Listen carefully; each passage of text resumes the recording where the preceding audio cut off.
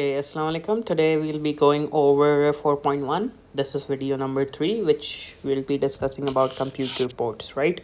So, as you're all aware, what are computer ports? So, first of all, you have input and output devices. You might have a USB, you have your chargers, you need to charge your phone using your computer via a port, or you have a power bank in which you connect your charger through a port, right? So input and output devices are connected via ports, right? So first of all, the most common one, we all use it every day to charge our phones, to connect our peripherals. It's the USB port, right? So it is an asynchronous serial data transmission method, and as I already told, this is in chapter number 2. So if you need to understand that working, you can refer to chapter number 2, which is networking, in which this type of serial data transmission is discussed. So it is a standard method of transferring data. As we all know, we use it every day, right? And something we need to be aware about is that there are multiple types of USBs, right? There's USB type A, micro B, mini B, and type C. Type C being the most common one these days now, because it has been growing in popularity, right? So we'll be talking about USB A because first of all, it was the most common one when syllabus was being developed for this 9618, right? And it is how we can connect usually most in second or third world countries, right? So these connect a 4 wired shielded cables. So the 2 wires there are for power and earthing, and there are 2 for data transmission, right? Then we'll be going over the pros and cons of USB, right? So first we'll go over the pros and then we'll talk about the cons. So pros of USB is devices plugged into the computer are automatically detected and device drivers are automatically loaded up, right? So you do not need specific device drivers. So for example, if you're connecting your mouse to a USB, right? So you might not need your mouse driver that your mouse company has on board for it, or for a keyboard in that matter, or a microphone in that matter of fact, right? And newer USB standards are backwards compatible. So for a while, if you had a USB 3.0 port, so it would support USB 2.0 as well. And even in some cases, it would support USB 1.0. But now I think USB 1.0 is not supported anymore, right? And there are several different transmission rates. So USB 2.0, even though it has the same connector, it might be a little slower than USB 3.0, and it will be much cheaper for some people because they do not require such speeds of transfer, right? Whereas USB 3.0 in its own sense has the same connector, but it is much faster, right? And people might buy it for a pricier amount because they require the additional speed, right? Then we have the cons for it, and there are usually just 2 cons, right? And the first is that the maximal cable length is approximately 5 meters. It does not stretch out very long distances. Therefore, your peripheral might stop working if you have a very long USB cable, right? And then about the transmission rate. So now that we are moving on to newer standards, right, such as Thunderbolt or the newer type of USB type C, right? So we can see the limitations of USB type A, which is only 500 megabits per second, right? Whereas when you move on to type C and Thunderbolt, they're far crossing 10 gigabits per second. So it's a very huge leap, right? So therefore it turns out to be a con of USB, even though it is also a pro of USB for those that can afford those newer types and have devices that connect through those newer types, right? Now we move on to HDMI ports and VGA ports, right? So these are ports that are required for video transferring. Along with video transferring, there's audio transferring as well. So first we'll be reading on HDMI and VGA. So you only need to know pros and cons, and you need to be able to differ between the two. And so for HDMI, the full form of HDMI is high definition multimedia interface, and for VGA it's the video graphics array, right? So we need to have the information about their pros and cons. First, we'll be beginning by HDMI, which is the high definition multimedia interface. So the pros for it. So the current standard for modern screens.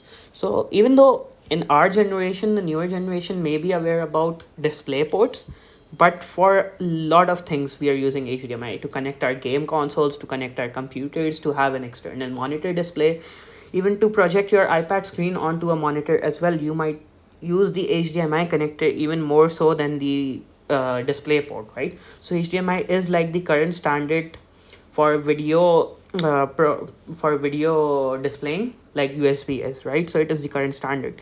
and it allows for a very fast data transfer rate. So HDMI 2.1, which is the best one I think available right now, and the modern new consoles support it for 120 frames per second gaming, right? So PS5 and Xbox One support HDMI 2.1.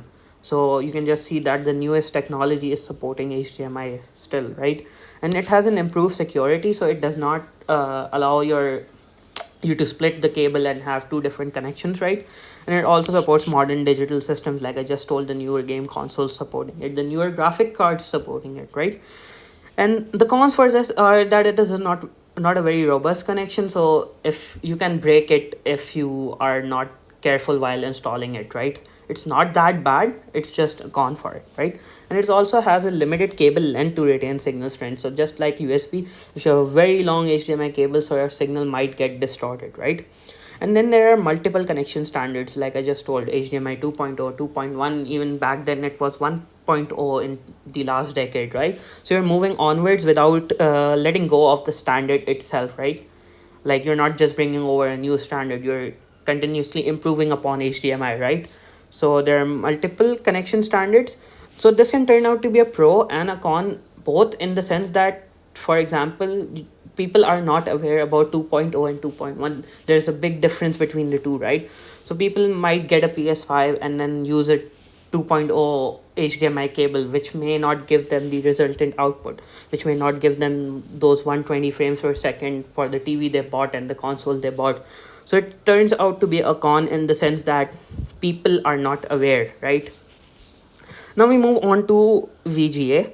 So VGA is a very old standard, right? So even before I was born, people used to be using VGA, right? So it was the only standard available back then. So it was a pro for that time. People used it a lot more. And I mean, it was a pro in the sense that you could split the connection and have two different connections, two different TVs running around. But in the term of a first world country, that might be taken as a crime as well, right? So we're not really sure if we have to put this in a pro or a con, right? And now if you move on to newer times, newer digital times, right? So it is an outdated analog technology, right? A lot of people do not use VGAs anymore, right? Unless you're running a very old system, sleeper system, which we call. So those people, like if you have a very old PC and you love playing those old games, you might have a a computer running a VGA cable to an old CRTV or a old monitor. Okay, and another thing is that the cable must be of high grade to ensure good sorry, undistorted signal. And then lastly, the VGA cable, if you have ever seen, so it's something with a lot of pins coming out, and then there's a pin here, there's a pin here, so it's something like this, right? So it's something like this of a connector, right? And these pins might get broken if you're not very comfortable using them and like having them put in a lot of in the switches, right? So it is very easy to bend the pins when connecting, right? And then that would make your whole cable go bad, right? You can't just fix those pins and then try to put it on again. If you're breaking them, you're gone with the cable, right? And at that time, VGA cables probably would have been expensive, so a lot of people could not afford such a very bad thing. It would be a very bad thing if they would have just bended those cables. They would have made them useless, right? So this was it for this video. We discussed USBs, we discussed computer ports in general, we discussed USBs, we discussed the pros and cons of USBs, and we went over with a big discussion over HDMI and VGA, and it was a little bit big discussion. So thank you so much for watching this video. Hope to see you in the next one.